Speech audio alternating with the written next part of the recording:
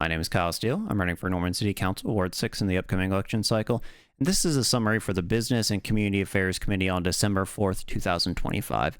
As usual, the agenda packet will be linked down below for those who want to see the full packet, as well as a link to the full video on the City of Norman YouTube page.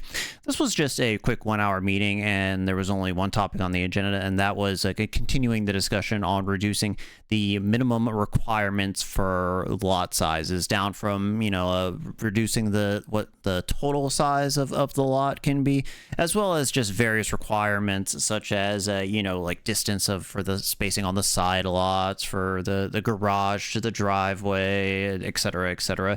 The general thinking is that if you reduce these requirements, if you have less regulations, then that will basically allow the developers and by extension the free market to decide what kind of homes should be developed in the area, and will also increase the incentive for smaller houses, which are obviously going to be more affordable in this day and age.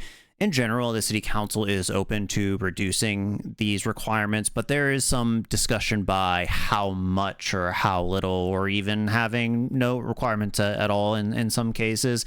There's also a general discussion around creating various sets of rules. Obviously, there's like core Norman with all its historic districts versus more rural Norman, which is more undeveloped land. And, and that leads into a conversation of, okay, well, should we have different requirements for if you're redeveloping an existing area versus if you're developing, essentially farmland into a new development?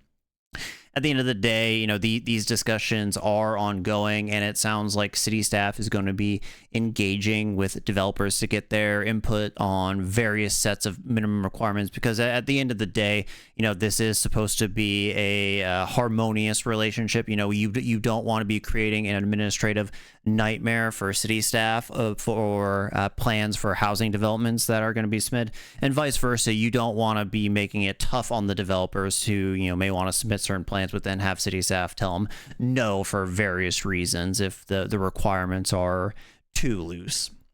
If you have any kind of input on what you feel, or how you feel about this topic, rather, I would encourage you to just email your current city council member, because as I said, these discussions are ongoing, and it sounds like, sometime later in a different committee meeting, they're going to circle back with these, with what the final recommendations are for changes on that.